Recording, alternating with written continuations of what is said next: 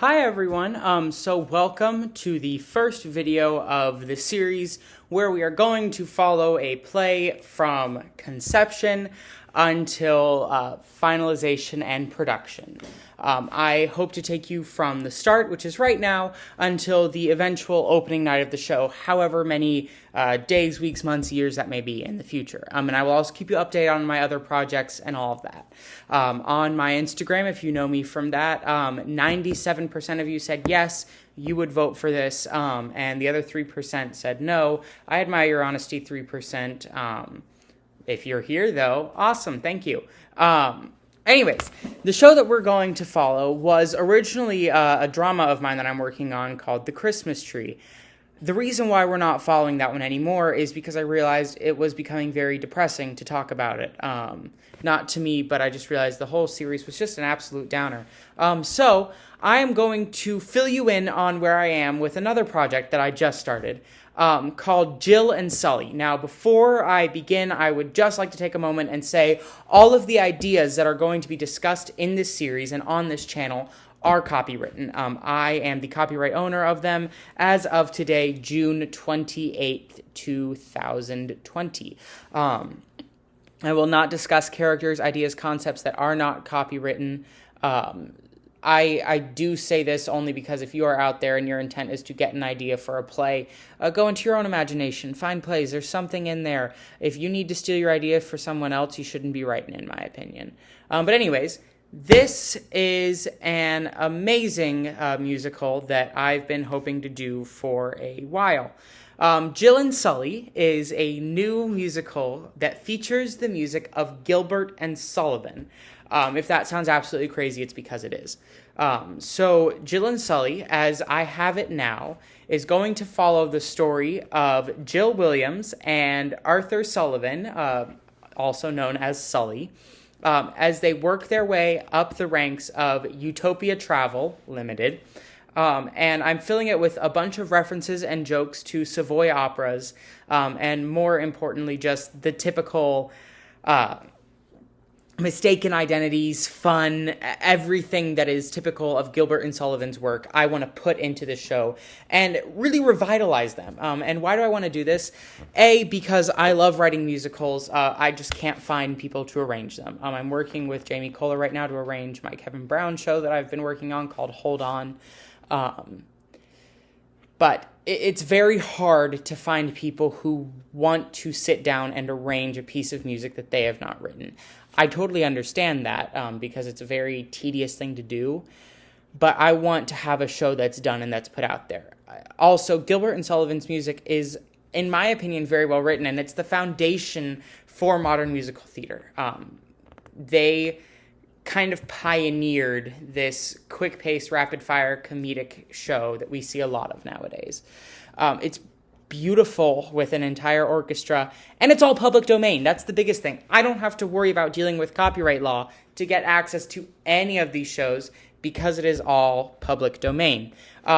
Some of their shows actually originated in America as non-copywritten shows because they got royally screwed over, which is why I think it's additionally funny that it's an American working on this show.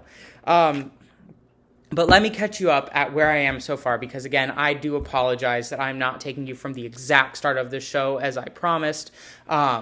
It's just that I didn't want to do a super depressing show on here and then have you guys bummed out at the end of every single video. That's not right of me. My goal as an artist is to make the world a better place, not to make the world a sadder place. But Jill and Sully, I am currently only 20 pages in, which may sound like a lot, but in the scheme of a musical, it's actually not that big. Jill Williams is a very upright graduate of Rollins College, and she has majored in hospitality, tourism, and management, and her specialty is revitalizing old hotels. And Art Sullivan is a modern Major General from the British Royal Navy, and he is retiring and just looking for something to fill his time.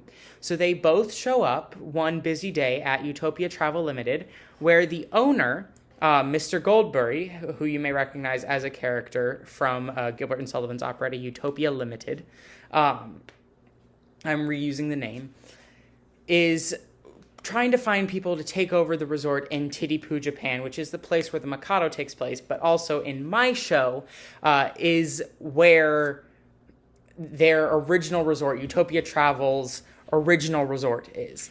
And so he does not say much about the resort, but he says, Jill and Sully, you go, and if you can revitalize this resort, it will be very good for you and very good for me. And he just trusts them with it, which is a little sketchy sketch to begin with.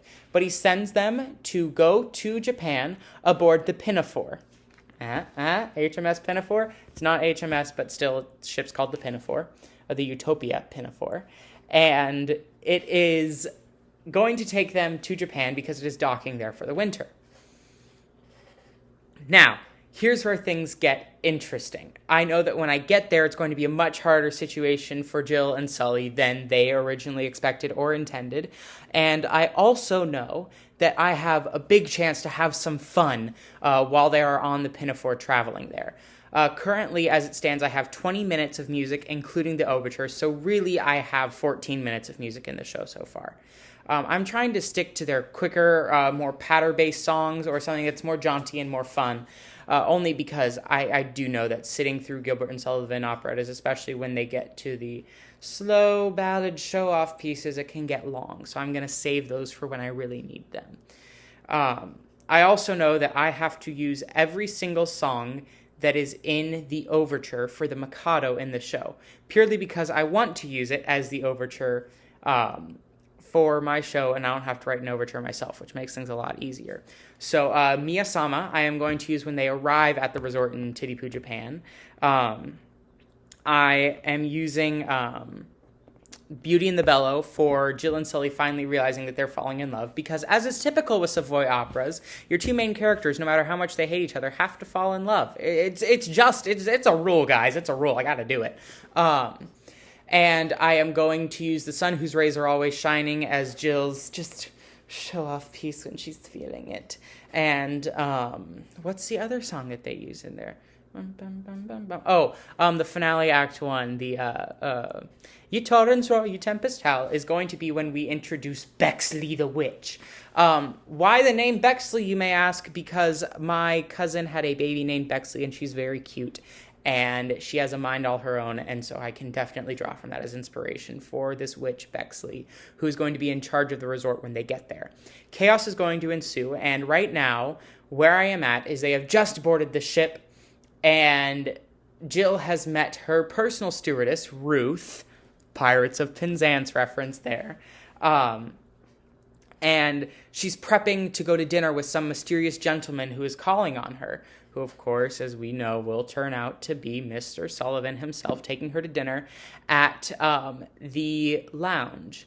And the Scarlet Lounge is what it's called. And it's going to be a dinner show that they go and attend, where we're going to meet the crew, the rollicking band of pirates.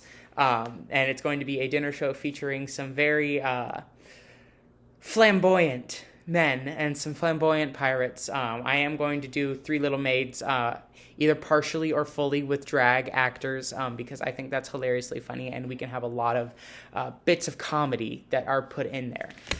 So that's update number 1 on this show. I haven't touched it since what I have told you and what I have put in this video.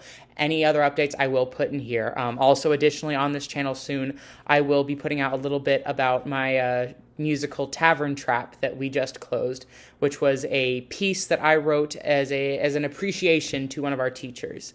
And it follows the entirety of AP Lit and Language if you took those classes. It's a very fun show.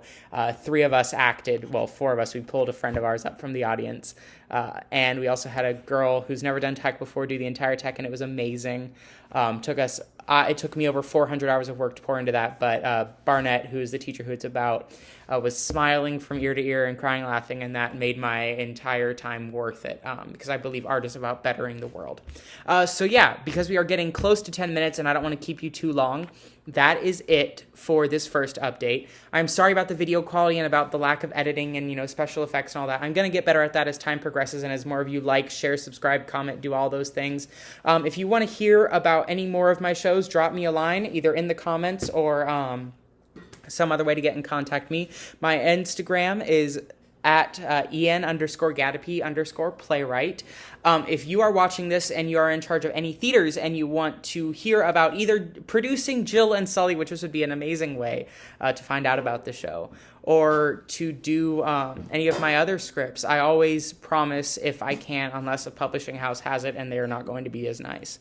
If you are premiering my work, I will always offer a discounted rate, just because I believe that that's what I should do, because you're taking a risk and I want that to make less of a risk for you. So if you are interested in licensing any of my shows that I mentioned here or that you may have heard about, or if you want to know about any of my shows, get in contact with me any way that you can. And I hope to see you guys next time. See you soon. Thank you for tuning in. Bye.